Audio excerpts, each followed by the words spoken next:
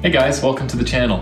If you're new here, my name's Nick, and I'm a steel fabricator. I make anything from gates, furniture, railings, staircases, you name it. And I'm here to teach you how to turn welding into a highly profitable hobby or business. So today we're just going to be doing a shop tour, and I'm going to be showing you around. I'm going to show you that it doesn't actually take that much to get going, and I'm going to go over some of the tools that I use most often, and we're just going to go from there. So thanks a lot for joining me.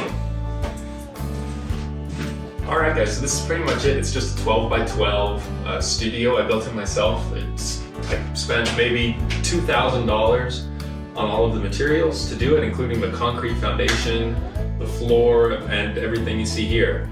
I built it in a week, and it's pretty much all that I've needed. Here we have the centerpiece. It is a 4-foot by 6-foot table. I welded these little inserts in here. I can remove them, and they're 9 inches, so I can just extend the table out a little bit if I need to. I can make more on this side if I'm doing something really big, like a huge gate or something like that.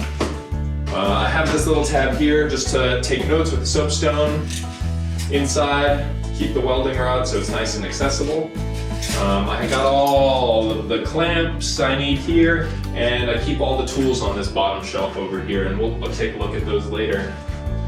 Here I have my desk. It's got drawers for, all of my paperwork, safety glasses, filters for the respirator, stuff like that. It's where I keep all my flap discs, helmet, shelves. In here, we'll take a look at that a little bit more. It's where I keep all my hinges, brushes, tapes, all of that kind of stuff. I got my finishing stuff up here, just some knickknacks up there, and yeah, that's pretty much it. So let's go a little more in depth at some of these things, and I can actually show you what we're talking about. All right, guys, so let's talk about the clamps that we have. This guy, I never ever use it really. It kind of sucks. It takes forever to get anywhere with this mechanism. It's pretty much the exact same as this guy, except this guy you can adjust without even having to twist this. And these give a lot of pounds of pressure, which is really nice when you're trying to make stuff be nice and true on the table and clamp it down tight. These little banjos, as I like to call them, bring bring, are really awesome. They're really quick to adjust. You just twist this little knob and then pinch down, and you kind of have a mechanical advantage with this little guy right here, so you can actually get a really tight hold with them. There's 2 different kinds. There's one with these 2 little circular tabs right here, and these are my favorite of the 2. These guys just have nibs. It's for working with smaller stuff, and you can even take a grinder and you can shave this down a little bit so you can work with cylindrical objects. But I've found that with these, you can leave impressions on the steel, and they're not as secure because they don't have a big enough surface area actually gripping the piece. So if you're using anything that's like over an inch or an inch, these definitely will keep it a little bit more secure. So as far as clamps go, this is kind of all that you need. I think I have maybe 15 of these and 4 of these and a couple of these. I just give these away.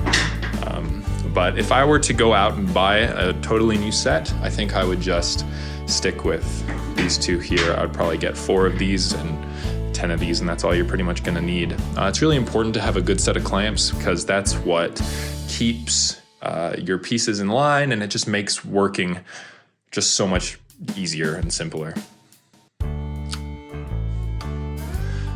All right, let's talk a little bit about our measuring tools. We have 2 squares here. This is a carpenter square, and this is a speed square. The speed square is definitely used more frequently than the framing square. When I'm doing my cut-ups, use this. There's a lot of videos on YouTube already about how to use one of these, but it's an invaluable tool when you're trying to make accurate and quick and efficient cuts.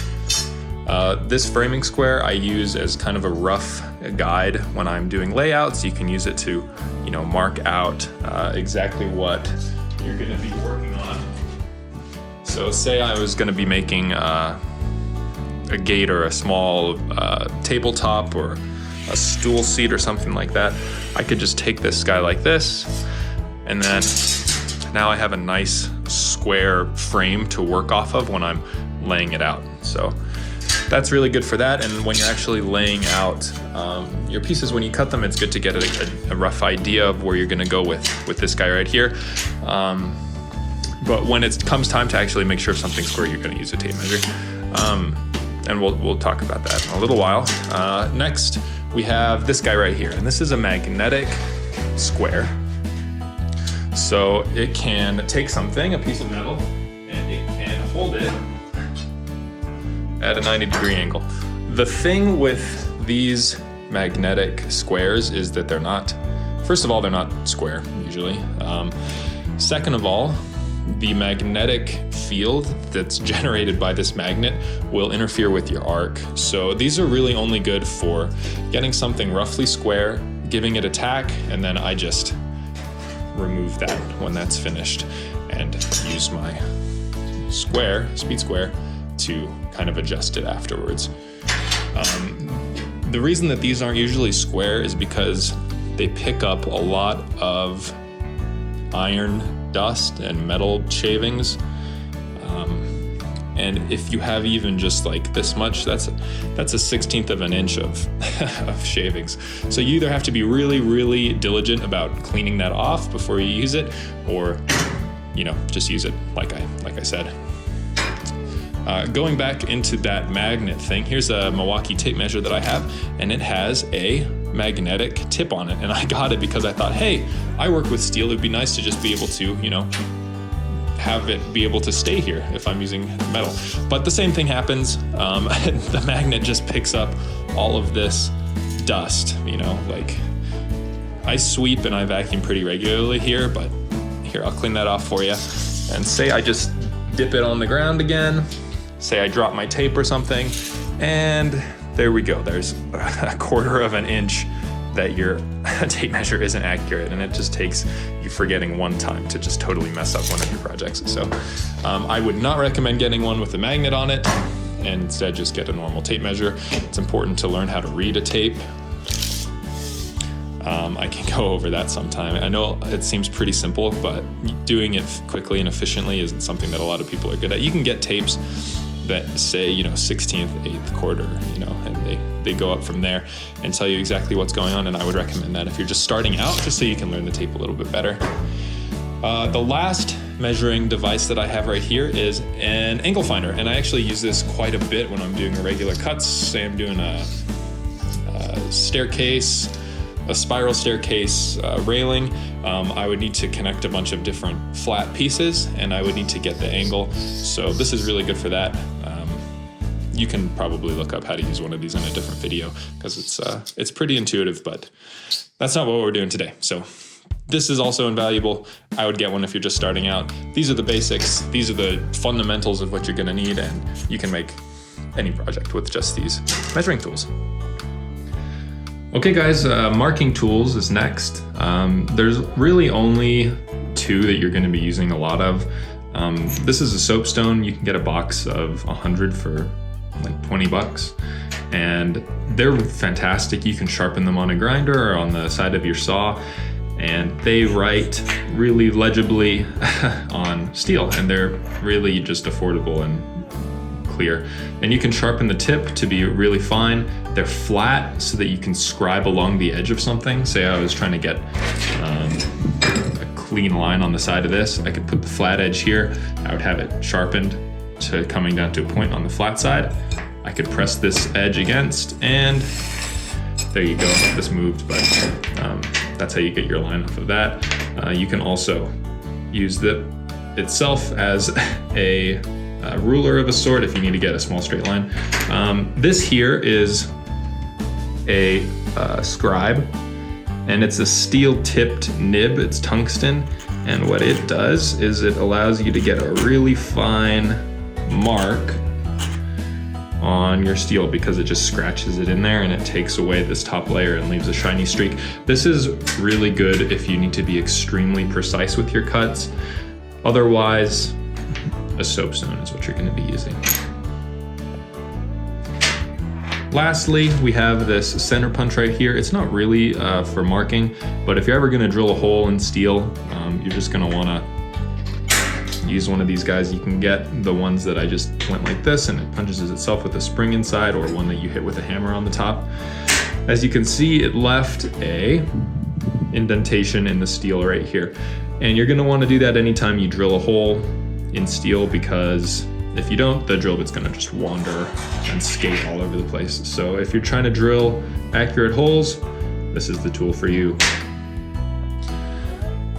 All right, now let's do everybody's least favorite topic. That's safety gear.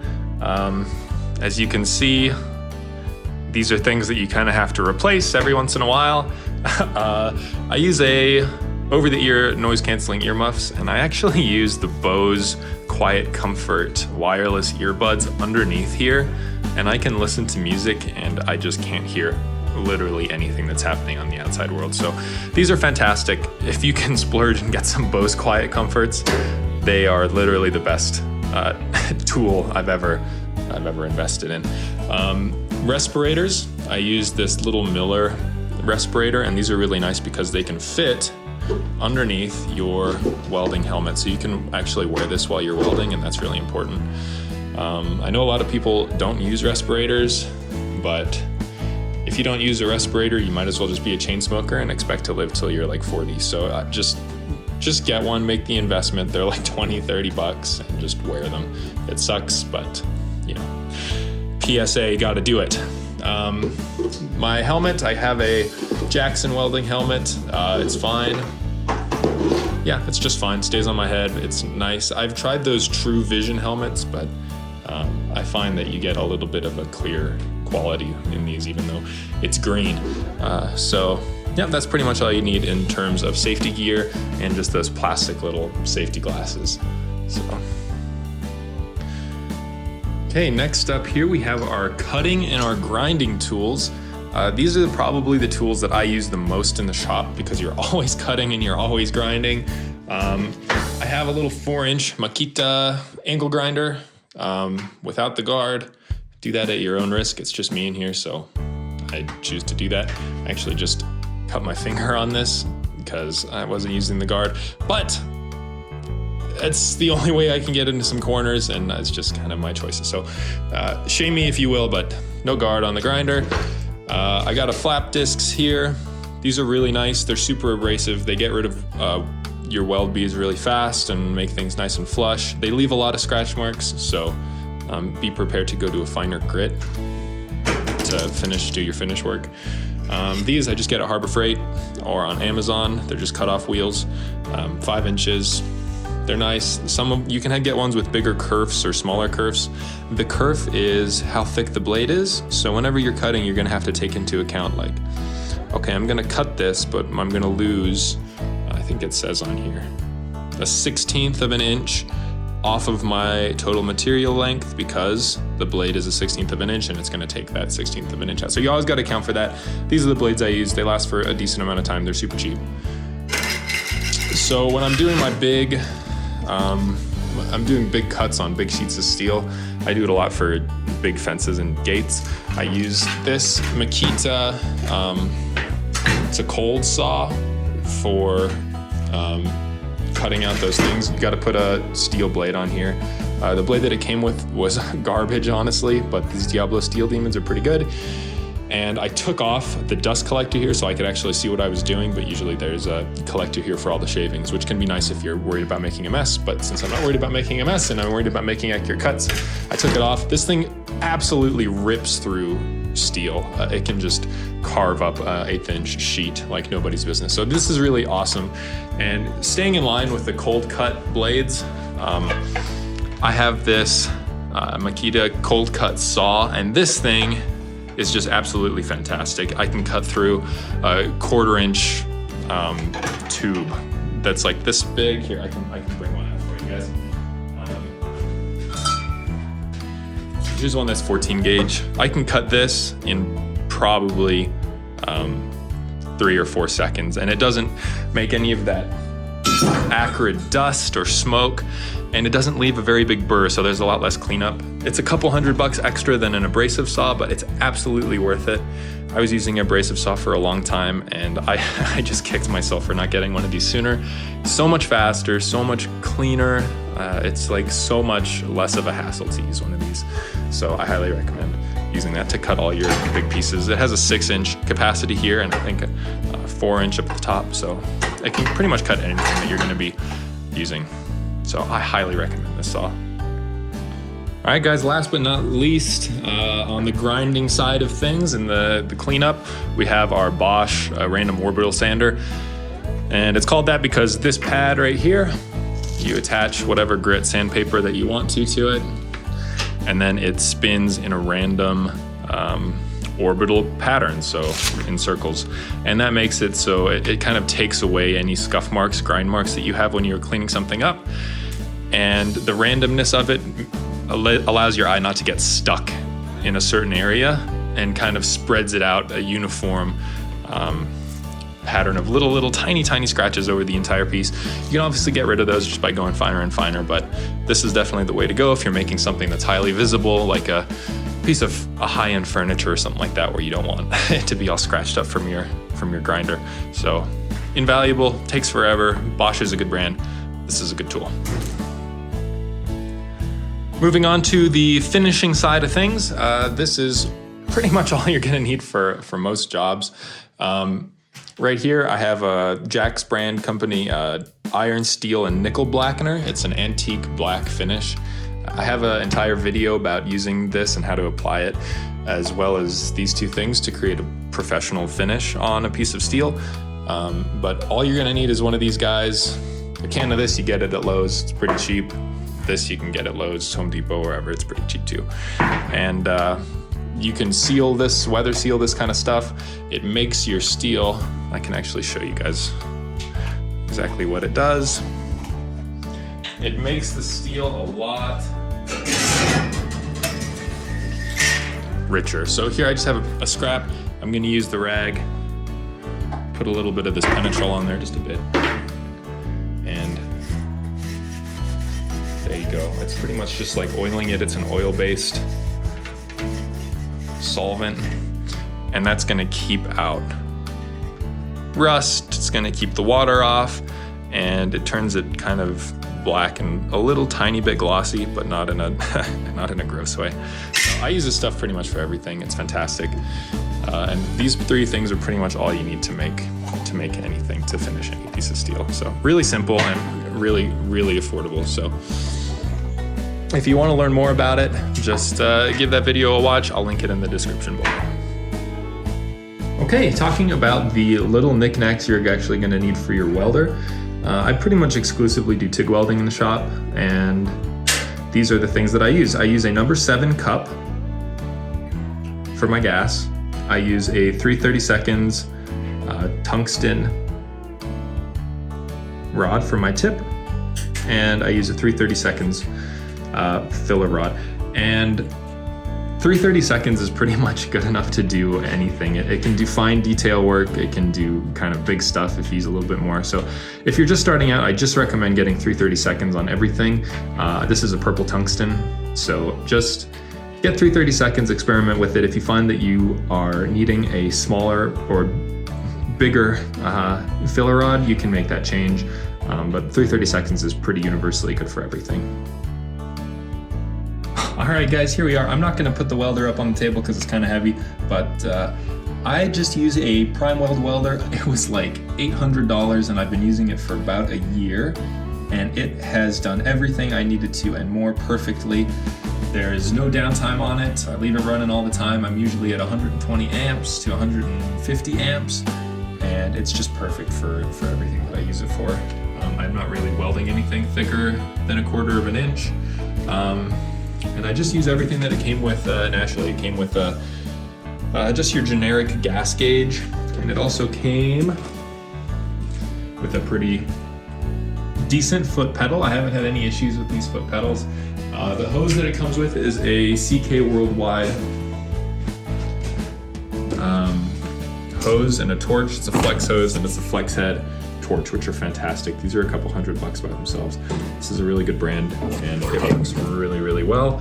It gives me a lot of control. There's that welder. These gas cans are extremely expensive to buy yourself. I would just go to your local welding supply store, your gas company store. I use Air Gas, and I would just rent one out. I think I rent this one for about $80 a year. It would be $800 to buy it.